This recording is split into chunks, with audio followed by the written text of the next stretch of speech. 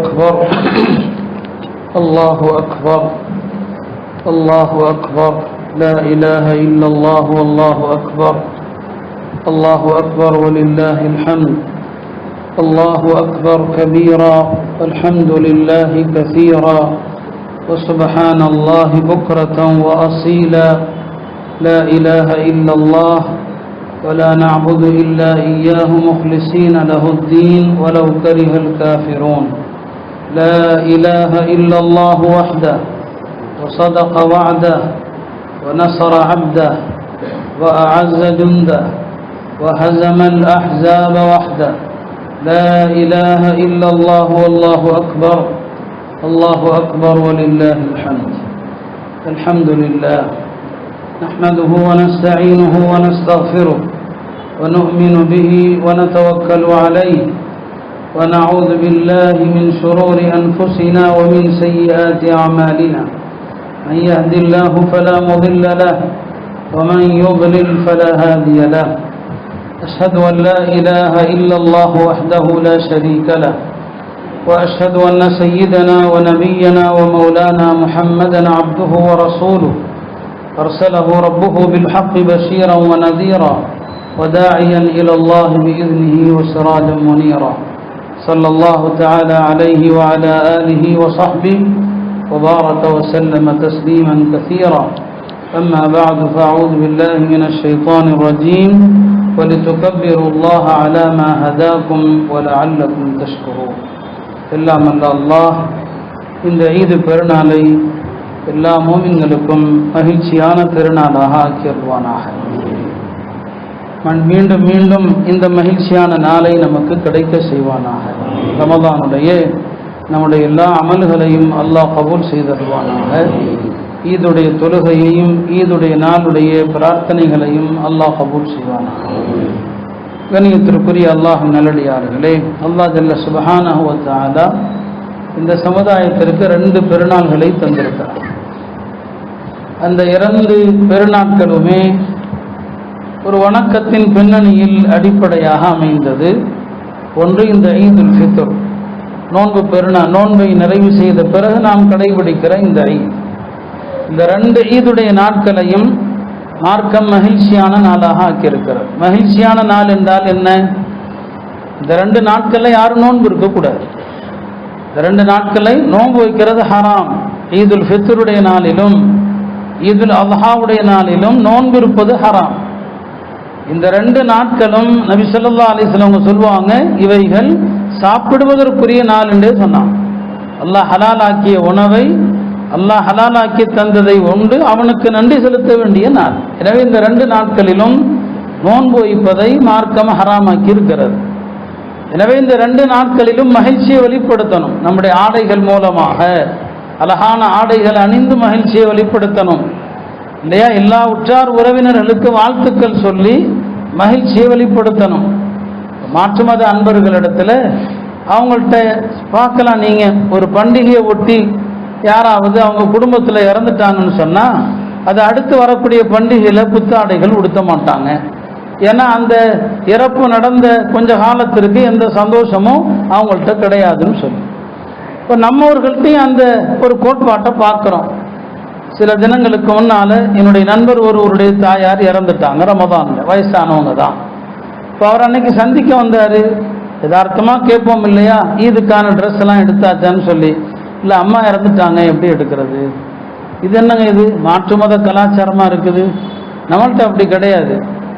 கணவன் இறந்தால் மனைவி 4 மாதம் 10 நாள் துக்கம் கடைபிடிக்கணும். கணவன் அல்லாத எந்த ஆண் பெண் இறந்தாலும் வேற எந்த உறவினர் இறந்தாலும் நபி ஸல்லல்லாஹு அலைஹி சொல்லுவாங்க, 3 நாளைக்கு மேல துக்கம் கடைபிடிக்க அனுமதி கிடையாது. 3 நாள் தான். 3 நாள் கொஞ்சம் துக்கமா இருக்கலாம், அதுக்கு மேல அனுமதி இல்லை அப்படின்னு நபி ஸல்லல்லாஹு அலைஹி சொன்னாங்க. அதனாலதான் ஹஜ்ரத் உம்மு சலமா, ஸைனப் ரலியல்லாஹு அன்ஹா இவங்கெல்லாம் அவங்களுடைய குடும்பத்தில் உம்மு ஹபீபா அவங்க தந்தை இறந்து விட்டதாக கேள்விப்பட்டாங்க. இறந்துட்டார் அவரு. 3 நாள் ஆச்சு. 4வது நாள் உம்மு ஹபீபா அவங்க நறுமணத்தை கொண்டு வர சொல்லி தன்னுடைய முகத்துல எல்லாம் பூசிக்கிட்டாங்க, உடம்புல எல்லாம் பூசிக்கிட்டாங்க. சொன்னாங்க, இந்த நறுமணம் பூசணும்னு இன்னைக்கு எனக்கு எந்த தேவையும் இல்லை. என் தந்தை இறந்து 3 நாள் ஆயிடுச்சு, 3 நாளைக்கு மேல துக்கம் இல்லைன்னு விஷயம் சொன்னாங்க. அதை வெளிப்படுத்துறதுக்கு நான் நறுமணம் பூசிக்கிட்டேன்னு சொன்னான். இதே மாதிரி உம்மு சலமா அவங்க சகோதரர் இறந்த போது 3 நாள் முடிஞ்ச 4வது நாள் நறுமணத்தை கொண்டு வர சொல்லி உடம்பெல்லாம் பூசினாங்க. சொன்னாங்க, நறுமணத்தை பூசணுங்கிறது எனக்கு இன்னைக்கு ஆசையெல்லாம் இல்லை, ஹதீஸை நான் அமல் செய்கிறேன், 3 நாள் தான் துக்கம், 4வது நாள் துக்கம் இல்லை, அதுக்காக நான் நறுமணம் பூசுறேங்கிறாங்க. இதைத்தான் ஜைனபுல்லானும் செஞ்சாங்க. அருமையானவர்களே, இப்படி இருக்க ஒருவேளை நம்மில் யாராவது ரமதான்ல இறந்திருந்தா கூட இப்போ அந்த குடும்பம் இந்த ஈதில் புத்தாடை உடுத்தக்கூடாது அப்படின்னு நினைச்சிங்கன்னா இது மாற்றார்களுக்கு ஒப்பான செயல். பெருமானார் ஸல்லல்லாஹு அலைஹி சொல்லுவாங்க, மன் தஷப்பஹ பிகௌமின், இன்னொரு கூட்டத்தினுடைய செயல்பாடுகளுக்கு ஒத்து நீங்கள் செயல்பட்டால் ஃபஹுவ மின்ஹும், நீங்களும் அவர்களை சார்ந்தவர்களாகி விடுவீர்கள்.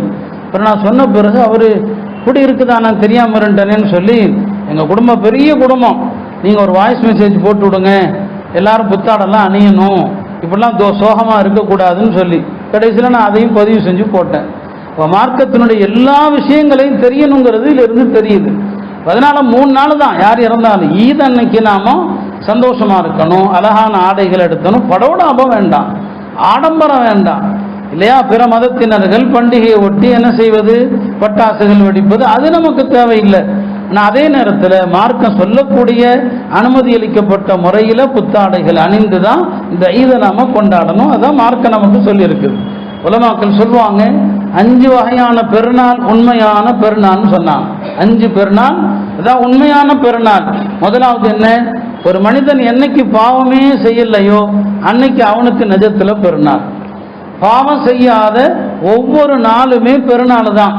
2வது என்ன, என்னைக்கு ஒரு முஸ்லிம் ஈமானோடு மரணிக்கிறானோ அது அவனுக்கு உண்மையான பெருநாள், ஈமானோடு மரணிக்கிற நாள். 3வது, எப்போது நீங்கள் சிராத்துல் முஸ்தகீம் பாலத்தை பாதுகாப்பாக கடப்பீர்களோ அன்னைக்கு உங்களுக்கு பெருநாள். 4வது, என்று நீங்கள் சொர்க்கம் நுழைவீர்களோ அது உங்களுக்கு பெருநாள். 5வது, அல்லாஹ்வை என்றைக்கு நாம் காண்போமோ அது நமக்கு பெருநாள். இந்த 5 தான் ஒரு முஸ்லிமுக்கு உண்மையான பெருநாள் என்று நல்லோர்கள் சொல்லுவாங்க. அருமையானவர்களே, இந்த ஈதுடைய நாளில் மகிழ்ச்சியாக இருக்கணும். நான் அதை பற்றியும் பேசியிருக்கிறேன். நம்முடைய மார்க்கத்தில் சந்தோஷத்தை வெளிப்படுத்த வேண்டிய நேரத்தில் சந்தோஷமாகவும் இருக்கணும். சந்தோஷத்தை வெளிப்படுத்த வேண்டிய நேரத்தில் நபி ஸல்லல்லாஹு அலைஹி சொல்லுவாங்க, உங்களில் யாராவது அழகான கனவை கண்டார், நல்ல கனவை கண்டார், அந்த நல்ல கனவை கண்டவர் கடைபிடிக்க வேண்டிய முதல் ஒழுக்கம் என்ன, அல்லாஹ் எனக்கு இப்படி ஒரு கனவை காட்டினானே என்று அவர் சந்தோஷப்படணும். நல்ல கனவு கண்டா சந்தோஷப்படணும். எவ்வளோ அழகான கனவு, அல்லாஹ் நான் புகழ்றேன், அல்லாஹ் இப்படி ஒரு கனவு எனக்கு நீ காட்டினாயே. என்ன அர்த்தம், வாழ்க்கையில மகிழ்ச்சியான விஷயங்கள் வந்தால் அந்த மகிழ்ச்சியை காட்டணும், மகிழ்ச்சியை வெளிப்படுத்தணும் இல்லையா. மழையே இல்லாம இருக்குது, திடீர்னு மழை பெய்யுது, நபி ஸல்லல்லாஹு அலைஹி சொன்னாங்க, மழை பொழிந்தால் சந்தோஷப்படுங்கள், அல்லாஹ்வுக்கு நன்றி செலுத்துங்க, அல்லாஹ் இந்த பூமியை பசுமையாக்க போகிறானே என்று மகிழ்ச்சி அடையுங்கள் என்று பெருமானார் ஸல்லல்லாஹு அலைஹி வஸல்லம் சொன்னார். அந்த அடிப்படையில் 2 விஷயங்கள் தான் இன்றைக்கு நான் உங்களுக்கு சொல்லவிருக்கிறேன். முதலாவது தர்மம். இப்போ சதகத்துல் ஃபித்ரை பற்றி 2 நாளைக்கு முன்னால நம்ம பயான்லேயே சொல்லிட்டோம். நம்முடைய மார்க்கம் தர்மத்தை ஊக்குவிக்குது, தர்மம் கொடுப்பதனுடைய எத்தனையோ சிறப்புகளை சொல்லுது. அதுல ஒரு அழகான ஒரு ஹதீஸை நான் சொல்ல விரும்புகிறேன். பெருமானார் ஸல்லல்லாஹு அலைஹி வஸல்லம் ஒரு நாள் தம் தோழர்களிடத்துல கேட்டாங்க, நான் உங்களுக்கு கதிர் அலைஹிஸ்ஸலாமை பற்றி சொல்லட்டுமான்னு கேட்டான். கதிர் அல்லாஹ்வுடைய ஒரு நல்லடியாரோ அல்லது அல்லாஹ்வால் அனுப்பப்பட்ட ஒரு நபியோ, மொத்தத்தில் அவரை பற்றி என்னங்க இருக்குது, குர்ஆன்ல ஹதீஸில் சொல்லப்பட்டிருக்கு, நான் உங்களுக்கு கதிர் அலைஹிஸ்ஸலாம் பற்றி சொல்லட்டுமான்னு கேட்டான். நபி ஸல்லல்லாஹு அலைஹி வஸல்லம் சில நேரங்களில் சஹாபாக்கள் ஆர்வம் ஊட்டுவதற்கு அப்படி கேட்பாங்க, சொல்லட்டுமா உங்களுக்கு, சொல்லுங்க யார சொல்லலாம்னு சொன்னாங்க. அவர் ஒரு தர்மம் செஞ்சார், வாழ்க்கையில் அந்த மாதிரி யாருமே தர்மமே செய்ய முடியாது, அப்படி ஒரு தர்மம் அப்படின்னு சொல்லிட்டு சொன்னாங்க. கதிர் அலைஹிஸ்ஸலாம் ஒரு நாள் பனு இஸ்ராயல்களுடைய ஒரு மார்க்கெட்டில் போயிட்டு இருக்கிறார். அப்படி போயிட்டு இருக்கும்போது ஒரு அடிமை வர்றார். அந்த அடிமை யார் அப்படின்னு சொன்னா, எஜமானுக்கு இவ்வளவு பணத்தை கொடுத்துட்டா விடுதலை ஆகலாம் அப்படின்னு விடுதலை பத்திரம் எழுதி கொடுக்கப்பட்ட அடிமை. அரபியில அந்த மாதிரி அடிமைக்கு முக்காத்தபான அடிமைன்னு சொல்லுவாங்க. அவர் எஜமானுக்கு அந்த குறிப்பிட்ட தொகையை கடன் மாதிரி அதை கொடுத்துட்டா தன்னை போல விடுதலை ஆயிடுவார். அந்த மாதிரி ஒரு அடிமை கதிர்கிட்ட நான் அல்லாவுக்காக கேட்குறேன், எனக்கு ஏதாவது தர்மம் கொடுங்க, நான் எஜமானுடைய கடனை அடைக்கணும், அந்த கடனை கொடுத்துட்டா நான் விடுதலை ஆயிடுவேன், எனக்கு ஏதாவது கொடுங்கன்னு கேட்குறாரு. இப்போ ஹதர் அலைஹிஸ்ஸலாம் சொல்றாங்க, அல்லாஹ் மீது சத்தியமாக உனக்கு கொடுக்கறதுக்கு என்னிடத்துல ஒன்றுமே இல்லையப்பா அப்படிங்கிறார். அவர் மறுபடியும் சொல்றாரு, உங்க முகத்தை பார்த்தா ஒரு பெருந்தன்மையான ஒரு முகமா தெரியுது, உங்க முகத்தை பார்த்தாலே ஒரு கொடையாளியாக தெரியுது, நான் அல்லாவுக்காக கேட்கிறேன், எனக்கு நீங்க எதையாவது கொடுங்கன்னு சொல்லி. அவர் சொன்னாரு, எப்பா நீ அல்லாங்கிற மகத்துவம் நிறைந்த அந்த திருநாமத்தை சொல்லி நீ கேட்டுட்ட, இதுக்கு மேலே உனக்கு நான் எதுவும் கொடுக்காம இருக்க முடியாது, ஆனா என்னிடம் கொடுப்பதற்கு எதுவுமே இல்லை, அதனால நீ வேண்டுமானால் என்ன செய், இந்த கடைவீதியில யார்கிட்டையாவது என்ன அடிமைன்னு சொல்லி வித்துரு, என்ன அடிமைன்னு சொல்லி வித்துரு, என்ன அடிமைன்னு வித்து என்ன காசு கிடைக்குதோ அந்த காசை கொண்டு போய் உன் எஜமானிடத்துல கொடுத்து நீ விடுதலை ஆகிக்கங்கிற. இப்போ அவர் கேட்குறாரு, என்னங்க இப்படி சொல்றீங்க, அப்படி செய்யலாமா? இல்லப்பா நீ அல்லாவுடைய திருநாமத்தை கொண்டு அல்லவா கேட்டுட்ட, இப்போ தர்றதுக்கு என்ன தவிர யாருமே இல்லைப்பா, அதனால என்ன வித்துருப்பாங்கிறாரு அவர். யார்? ஹதர் அலைஹிஸ்ஸலாம். அவனும் என்ன செய்கிறான், சரி அவரை வாங்கிட்டு போய் ஹதர் அலைஹிஸ்ஸலாம் அவர்களை 400 திரஹத்துக்கு அவன் விற்கிறான். யார்? அந்த அடிமை விற்கிறான். விற்று அவன் கடனை அடைச்சிட்டான், அது வேறு விஷயம்னு வைங்க. இப்போ ஹதர் அலைஹிஸ்ஸலாம் அடிமையை நம்பி ஒரு ஆள் வாங்கினாரா இல்லையா? அவர் வாங்கி வீட்டுக்கு கூட்டு போயிட்டார். வீட்டுக்கு கூட்டு போனால் அடிமையிட்ட வேலை வாங்கணும், நாள் ஆகிட்டே இருக்குது. அந்த நபர் ஹதரை வாங்கிட்டு போனவர் எந்த வேலையும் வாங்காமே இருக்கிறார். ஒரு நாள் ஹதர் அலைஹிஸ்ஸலாம் சொன்னாங்க, எப்பா அவுசினி பி அமல், ஏதாவது ஒரு வேலையை சொல்லப்பா, நான் உனக்கு வேலை செய்யணுமா இல்லையா, நான் உன்னுடைய அடிமையாச்சேன்னு சொல்லி. அவர் சொன்னார், உங்களை பார்த்தா வயதானவராக இருக்கிறீங்க, மரியாதைக்குரியவராக இருக்கிறீங்க, பலவீனமாக இருக்கிறீங்க, நான் உங்கள்கிட்ட போய் வேலை வாங்கலாமா அப்படிங்கிறார். ஹதர் அலைஹிஸ்ஸலாம் சொன்னாங்க, இல்லைப்பா சொல்லி என்ன வேலையும் சொல்லி நான் பண்ணுறேன்னு சொல்லி. உடனே அவர் என்ன செய்கிறாரு, சரி இவ்வளோ வலியுறுத்துறாரு, இவரால் செய்ய முடியாது, இனிமேலாவது சும்மா இருப்பாருன்னு சொல்லி அவர் வீட்டு பக்கத்தில் இருந்த ஒரு பாறையை காட்டி இந்த பாறையை நகர்த்தி வச்சிருங்கன்ட்டு அவர் கடைக்கு போயிட்டார். அவர் என்ன அந்த பாறையை 6 பேர் சேர்ந்தா கூட ரொம்ப நேரம் ஆகும் தூக்கி முடிக்க. அவர் கடைக்கு போயிட்டு வந்து பார்க்குறாரு, ஒரு பாறையை நகர்த்தி வச்சுட்டார். இது என்னடா இது, இவ்வளோ வயசான ஆளாக இருக்கிறாரு, பலவீனமாக இருக்கிறாரு. சரி இது நடந்துருச்சு. அப்புறம் அவர் கொஞ்ச நாள் கழித்து அந்த வீட்டுக்குரியவர், இவரை வாங்கின அந்த எஜமான் இருக்கிறார் இல்லையா, பயணத்துக்கு வெளியூர் போறாரு. வெளியூர் போகும்போது சொன்னாரு, என் குடும்பத்தாரை நல்லா கவனிச்சுக்குங்க, அவங்கள்ட்ட என்னங்க தேவையான வேலைகளை எல்லாம் பார்த்துக்குங்க, நான் போயிட்டு வந்துடுறேன்னு சொல்லி. அப்பயும் ஹதர் அலைஹிஸ்ஸலாம் சொன்னாங்க, வேற ஏதாவது எனக்கு வேலை கொடுத்துட்டு போங்கன்னு சொல்லி. விட மாட்டிருக்கிறாங்க. அப்போ சரி என் வீட்டை கொஞ்சம் செப்பனிடணும், வீட்டை கொஞ்சம் பராமரிக்கணும், இந்த வீட்டை கொஞ்சம் பராமரித்து வைங்க, கட்டடத்தை எல்லாம் கொஞ்சம் இடிபாடுகளை சரி பண்ணி வைங்க அப்படின்னு போயிட்டார். அதை சரி பண்ணி முடிக்க நாளாக அவர் போயிட்டார். வந்து பார்த்தா ஹதர் அலைஹிஸ்ஸலாம் அவருடைய வீட்டை ரொம்ப அழகா கட்டி வச்சுட்டாங்க. இப்போ அவருக்கு ஒரு சந்தேகம், இவர் யார், இவர் உண்மையிலுமே இவர் அடிமை தானா என்னன்னு சொல்லி, நான் அல்லாஹ்வுடைய திருநாமத்தை கொண்டு கேட்குறேன், உங்களுடைய உண்மை நிலை என்ன, நீங்கள் யார் எனக்கு சொல்லணும்னு சொல்லி சொன்னாங்க. அல்லாஹ்வுடைய பேரை கொண்டு கேட்டுட்டா சொல்லித்தான் ஆகணும், யாருமே அல்லாஹ்வுக்காகன்னு கேட்டுட்டா நம்ம சொல்லித்தான் ஆகணும், அல்லாஹ்வுக்காண்டி தர்மம் கொடுங்கன்னா கேட்டுத்தான் ஆகணும். அப்போ அவர் சொன்னாங்க, அப்போ நான் என் உண்மையை சொல்லக்கூடாதுன்னு நினச்சா நீ அல்லாஹ்வுடைய திருநாமத்தை கொண்டு கேட்டுட்டியேன்னு சொல்லி, நான் ஹதீர், நான் இன்ன நபர் தான், நான் அடிமையெல்லாம் கிடையாது. ஒரு நாள் மார்க்கெட்டில் போயிட்டு இருந்தேன், ஒரு ஆள் என்கிட்ட அல்லாஹ்வுக்காண்டி தர்மம் கொடுன்னு கேட்டுட்டான், கொடுக்க எதுவுமே எனக்கு கிடையாது, என்ன வித்து வேணா காசை நீ எடுத்துக்கப்பான்னு சொன்னேன், அப்படிதான் நான் உன்கிட்ட வந்தேன்னு சொன்னார். ஐயோ நான் உங்கள்கிட்ட போய் நான் வேலை வாங்கிட்டேனே, உங்கள்கிட்ட போய் வேலை வாங்கிட்டேன். இல்லைப்பா ஒரு விஷயம் சொல்கிறேன் கேளு, அல்லாஹ்வுடைய திருநாமத்தை கொண்டு யாராவது உன்னிடம் யாசகம் கேட்டா நீ கொடுத்துரு, அல்லாஹ்வுடைய பேரை கொண்டு கேட்டும் ஒருத்தன் தர்மம் கொடுக்க தவறினான், நாளை மறுமை நாளில் அவன் எப்படி வருவான்னு சொன்னா, அவனுடைய உடம்புல சதையும் இருக்காது, அவனுடைய உடம்புல எலும்பும் இருக்காது, எலும்பும் சதையும் இல்லாத பிண்டமாக வருவான். அதனால உனக்கு நான் செய்கிற உபதேசம் அல்லாஹ்வுக்காண்டி கொடுங்க. எத்தனை யாசகங்கள் அப்படி கேட்பாங்க, எரிச்சு போட்டுறாதீங்க, எதையோ பாக்கெட்டில் இருக்கிற தூக்கி கொடுத்துருங்க, அல்லாஹ்வுடைய திருநாமத்தை சொல்லி அது உங்க காதுல விழுந்து நீங்க அந்த தர்மத்தை நிராகரிச்சீங்கன்னா மறுமையில எலும்பில்லாத சதை இல்லாத பிண்டமா வருவீங்கன்னு சொன்னான்.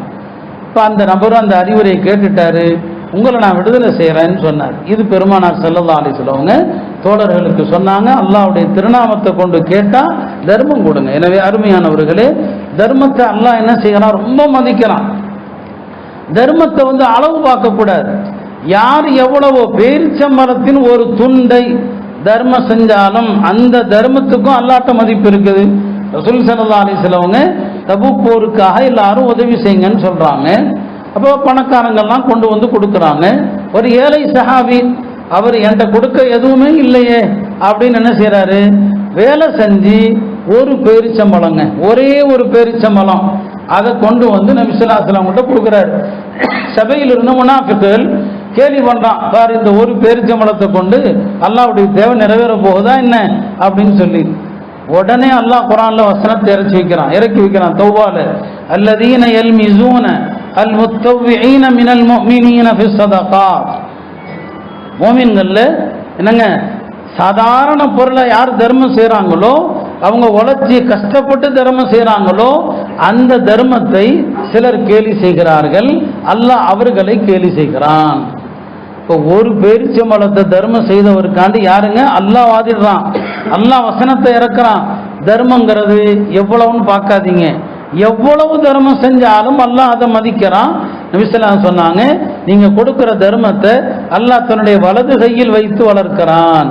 நீங்கள் உங்களுடைய ஒட்டக குட்டியை வளர்க்கிறது போல, உங்களுடைய குதிரை குட்டியை வளர்ப்பது போல அதை பராமரித்து எப்படி நீங்க வளர்த்து அதை கொழுக்க செய்றீங்களோ அதே மாதிரி உங்களுடைய தர்மத்தை அல்லாஹ் வலது கையில் எடுக்கிறான். எவ்வளவு பெரிய உன்னதமான ஹதீஸ் பாருங்க. சொன்னாங்க, நீங்க செஞ்ச தர்மம் ஒரு பேரிச்சம்பழமா இருக்கும், ஆனா அல்லாஹ் அதை வளர்த்து வளர்த்து நாளை மஹ்ஷர் மைதானத்தில் பார்ப்பாரு, அந்த ஒரு பேரிச்சம்பழத்தின் நன்மை ஒரு பெரிய உஹது மலை அளவுக்கு இருக்கும்னு சொன்னாங்க. அருமையானவர்களே, எனவே இந்த நாள் ஈகை திருநாள் என்று தமிழ்ல சொல்றாங்க, அழகான பேர் தான் வச்சிருக்கிறாங்க. எனவே வாழ்நாள் முழுக்க ஈகை கொடுக்கிற மக்களாக நீங்க அன்னை ஹதீஜா ரலியல்லாஹு அன்ஹா அவர்களைப் போல, ஹஜ்ரத் அபூபக்கர் ரலியல்லாஹு அன்ஹு அவர்களைப் போல, ஹஜ்ரத் உஸ்மான் ரலியல்லாஹு அன்ஹு அவர்களைப் போல. ஒரு ஆலிம் சொன்னாங்க, நாமெல்லாம் ஹஜ்ரத் உஸ்மானுடைய பேரோடு என்ன சொல்லி பழ இருக்கிறோம், உஸ்மானே கனின்னு சொல்லி. உஸ்மான் கனின்னு சொல்லாதீங்க, உஸ்மான் சஹின்னு சொல்லுங்க. கொடைவல்லல் உஸ்மான், கனினா பணக்கார உஸ்மான் அர்த்தம். ஒரு சஹாபி பணக்காரன் சொல்றத எந்த சஹாபியும் பெருமைப்பட மாட்டாங்க, அவர் பணக்காரர் அல்ல, கொடைவல்லல் தான். எனவே உஸ்மான் சஹின்னு சொல்லுங்க, கொடைவல்லல் உஸ்மான் அப்படின்னு சொல்லுங்கன்னு சொல்லி ஒரு அறிஞர் சொன்னான். அருமையானவர்களே, எனவே இந்த நல்நாளில் சதகத்துல் ஃபித்ர் மட்டுமல்ல, உறவினர்கள்ல கஷ்டப்படுகிற உறவினர்களை போய் அவங்களே எதிர்பார்க்காத தர்மத்தை கொடுங்க. ஏன்னா அமல்கள்ல சிறந்தது எது, ஒரு முஸ்லிமை அவன் கல்புல கூட வரல அப்படி ஒரு சந்தோஷத்தை அவனுக்கு நீங்க கொடுத்தரணும். எனவே இந்த நாள்ல குடும்பத்தில் யாராவது நோயாளிகள் இருந்தா போய் அவங்க கையில 1000மோ 2000மோ 5000மோ அவர் நினைச்சிருக்கவே மாட்டார் இன்னைக்கு இப்படி ஒரு தொகை வரும். அந்த சந்தோஷம் அவருடைய உள்ளத்துல ஏற்படுகிற சந்தோஷம் இருக்கு பாருங்க, இன்னைக்கு நீங்க செய்யற அமல்கள்ல அதுதான் சிறந்த அமல். சரிங்களா? ஒன்ன சொன்னா ஸ்வீட் கடைக்காரங்களாம் கோவிச்சிடக்கூடாது. எல்லாரும் ஒரே வீட்டுக்கு ஸ்வீட்டே கொண்டு போய் கொட்டுனா என்ன பிரயோஜனம் இருக்குது? யோசிச்சு பார்க்கணும். நம்முடைய செயல்கள் அர்த்தமுள்ளதாகவும் இருக்கணும். ஒரு ஆள் ஸ்வீட் என்னங்க பை கொடுத்தாருன்னா இன்னொருத்தர் பணமா கொடுங்க. 10 பை வந்து இருந்தா 50 சாப்பிட முடியும் அவங்களால. அர்த்தமுள்ளதா இருக்குன்னு நம்முடைய செயல்பாடுகள். அதை ஒரு 1000 பணமா கொடுங்க, ஒரு 2000 ரூபாய் பணமா கொடுங்க. இதெல்லாம் ஃபித்ராவுக்கு மேலாக சதகத்துல் ஃபித்ருடைய சட்டங்களை ஏற்கனவே நான் உங்களுக்கு சொல்லி முடிச்சுட்டேன். அதனால ஃபித்ருக்கு மேலாக நீங்க கொடுங்க. ஹதீஸ்ல சிறந்தது என்ன? ஒரு முஸ்லிமை சந்தோஷப்படுத்துவது தான். யாராவது கடனாளின்னு உங்களுக்கு தெரியுதா? அவர் உங்கள்கிட்ட கேட்கல, என்ன செய்யுங்க, இன்னைக்கு அவருக்கு போய் ஒரு 10,000 ரூபாய் கொடுங்க. இப்போ அவர் சந்தோஷம் பூரிப்படைஞ்சிருவாரு. இந்த ஒரு காரியம் செஞ்சாலே ரமதான்ல செஞ்ச எல்லா அமல்களையும் எல்லாம் ஏற்றுக்கிட்டான்னு அர்த்தம். அதனால இந்த நாளில் நிறைய தர்மம் செய்யுங்க. இதுதான் நான் சொல்ல நினைத்த முதலாவது விஷயம். ரெண்டாவது விஷயம் என்ன? மார்க்கத்தில் பாருங்க, எல்லா வணக்கத்திலையும் தர்மமும் சேர்ந்துருது. தொழுகையும் ஜகாத்தும் இல்லையா? நோன்பு பெருநாள் தர்மம். ஹஜ்ஜிலையும் பாருங்க, ஒரு ஹாஜி வந்து தமத்து ஹஜ்ஜுக்கு போறாருன்னா அந்த ஹஜ்ஜுக்காக ஒரு பிராணி அறுத்து ஒரு சதக்கா செய்யணும். இப்போ அங்கேயும் என்ன இருக்கு? சதக்கா இருக்குதுன்னு பார்க்குறோம். அந்த வகையில் அருமையானவர்களே, நோன்பு அல்லாஹ்வுக்கு ரொம்ப பிடித்தமான ஒரு வணக்கம். அது ஹஜ்ரத் அபூ உமாமா அல் பாஹிலி ரலியல்லாஹு அன்ஹு அவர்கள் நபி ஸல்லல்லாஹு அலைஹி வஸல்லம் அவங்கள்ட்ட வந்து, யா ரசூலல்லாஹ், என்னை ஏதாவது ஒரு படைப்பிரிவில் அனுப்புங்க, ஏதாவது ஒரு படைப்பிரிவில் அனுப்புங்க, நான் போய் வீர மரணம் அடையணும், ஷஹீதாகணும் அப்படிங்கிறாரு அபூ உமாமா. நபி ஸல்லல்லாஹு அலைஹி வஸல்லம் அவங்க கையை தூக்கி அல்லாஹும்ம ஸல்லிமுஹும் வ கன்னிமுஹும், அல்லாஹ் அபூ உமாமா எந்த படையில போறாரோ அவர் வெற்றியோடு திரும்பி வர செய், நிறைய போர் செல்வங்களோடு திரும்பி வர செய் அப்படின்னு துவா செய்யறாங்க. என்னடா நம்ம வீரமரம் அரணுன்னு கேட்டா அல்லாஹ்வுடைய தூதர் ஒரு பாதுகாப்பா வரணும், நிறைய போர் செல்வத்தோடு வரணும்னு துவா செய்யறாங்க. சரி நபிக்கே வெளிச்சா என்ன ரகசியமோ தெரியல, அந்த போருக்கு போய் வெற்றியோட வந்துடுறாரு. அடுத்து ஒரு போருக்கு போக போறாரு. நபி ஸல்லல்லாஹு அலைஹி வஸல்லம் கிட்ட வர்றாரு, யார சொல்லலாம் நான் இந்த போர்லயாவது வீர மரணம் அடையணும் துவா செய்யுங்க. நபி ஸல்லல்லாஹு கையை தூக்குறாங்க, அல்லாஹும்ம சல்லிம்ஹும் வ கன்னிம்ஹும், யா அல்லாஹ் இவரை பாதுகாப்பா கொண்டு வா, போர் செல்வத்தோடு கொண்டு வான்னு சொல்லி ரெண்டாவது முறையும் போராடி வெற்றியோட திரும்புறாரு. மூணாவது ஒரு போர் வருது, அதுலயும் வந்து சொல்றாரு நபி ஸல்லல்லாஹு இப்படிதான் துவா செய்யறாங்க, போருக்கு போயிட்டு வந்துடுறாரு. சரி என்ன ரகசியமோ தெரியல, பெருமானாரிடம் வந்து யார சொல்லலாம், உங்கள்கிட்ட நான் ஒவ்வொரு போருக்கு செல்லும் போது ஷஹாதத்துக்காண்டி துவா செய்ய சொன்னா நீங்க ஆரோக்கியமா வந்து சேருன்னு துவா செய்றீங்க. சரி அப்படி ஆனா எனக்கு ஒரு அமலை தான் சொல்லித்தாங்க, வாழ்க்கை பூரா நான் கடைபிடிக்கணும்னு சொல்லி பெருமானார் சொன்னாங்க, அலைக பிஸ்ஸௌம், நோன்பை கடைபிடித்து வருவீர், ஃபஇன்னஹு லா மிஸ்ல லஹ், நோன்புக்கு இணையான வணக்கமே இல்லை. அவ்வளவுதான். இந்த வார்த்தை என்னைக்கு கேட்டாரோ அபூ உமாமா அவருடைய குடும்பத்தார் தொடர்ந்து நஃபில் நோன்பு வைப்பாங்க. அவங்க வீட்டுல புகையே வராது. என்னைக்காவது அடுப்பெரிச்சு புகை வருதுன்னா மக்கள் பேசிக்குவாங்க, இன்னைக்கு அபூ உமாமா வீட்டுக்கு யாரோ விருந்தாளி வந்திருக்கிறாங்க. விருந்தாளி வந்தாதான் அங்க அடுப்பெரியும், இல்லைன்னா எல்லாரும் பகல் பொழுவதும் முழுக்க நோன்பு தான். நோன்பு இருக்கிறதே ஒரு ஒப்பற்ற ஒரு வணக்கம். ரமதானுடைய கடமையான நோன்போடு நிறுத்தாம சுன்னத்தான எல்லா நோன்புகளையும் கடைபிடிக்கணும். அந்த சுன்னத்தான நோன்புகள்ல சிறந்த நோன்புகள்ல ஒன்றுதான் ரமதான் முடிந்து ஷவ்வால்ல ஆரம்பிக்கிற இன்னைக்கு ஷவ்வால் 1, நீ நோன்பு வைக்கிறது ஹராம். நாளை தினத்திலிருந்து 6 நாள் இந்த மாதம் முடிகிறதுக்குள்ள வைக்கலாம். இந்த 6 நோன்பு வைப்பதை பற்றி நபி ஸல்லல்லாஹு அலைஹி வஸல்லம் சொன்னாங்க, யார் ரமதான் நோன்பை நிறைவு செய்து தொடர்ந்து 6 நோன்பு வைக்கிறாரோ அந்த 6 நோன்பு வைத்தால் வருஷம் முழுக்க நோன்பு வச்ச மாதிரி. ஏன்னா ரமதான் 1 மாசம் வச்சிங்க இல்லையா, அது 10 மாசத்துக்கு நிகராயிடும். ரமதான் 1 மாசம், 10 மாசம், 1க்கு 10. இந்த 6 நோன்பு வச்சா 2 மாசம் ஆயிடுச்சு, 12 மாசம் நீங்க காலமெல்லாம் நோன்பு நோற்ற நன்மையை அடைவீர்கள் என்று பெருமானார் ஸல்லல்லாஹு அலைஹி வஸல்லம் அவங்க சொன்னாங்க. இந்த 6 நோன்பை நாளையிலிருந்து தொடர்ச்சியா வச்சா ரொம்ப நல்லது. சரி இடையில விசேஷங்கள் இருக்கு, குடும்பத்துல காரியங்கள் இருக்குதா, ஷவ்வால் மாசம் முடிகிறதுக்குள்ள இந்த 6 நோன்பை பிரித்து பிரித்து வைத்தாலும் சுன்னத்துடைய நன்மை கண்டிப்பாக கிடைச்சிரும். இந்த ஹதீஸ்ல சொல்லப்பட்ட சவாபு உங்களுக்கு கிடைச்சிரும். இன்னும் சொல்ல போனா ஷவ்வால்ல 13, 14, 15 வரும் ஐயாமுல் பீத், அதுல வச்சீங்கன்னா இந்த 6 நோன்பு வச்ச நன்மையும் கிடைச்சிரும், ஐயாமுல் பீதுடைய நன்மையும் கிடைச்சிரும். எனவே அருமையானவர்களே, இந்த ரமதானுக்கு பிறகு ஷவ்வால் 6 நோன்புங்கிற இந்த அமல பெருமானார் ஸல்லல்லாஹு அலைஹி வஸல்லம் அவர்கள் மிக மிக ஊக்குவித்தாங்க. நாம இந்த நோன்பை கடைபிடிக்கணும். யாருக்கெல்லாம் சாத்தியம் இருக்குதோ எல்லாரும் 6 நோன்பு வைக்கணும். பெண்கள்கிட்டையும் ஆர்வம் ஓட்டுங்க.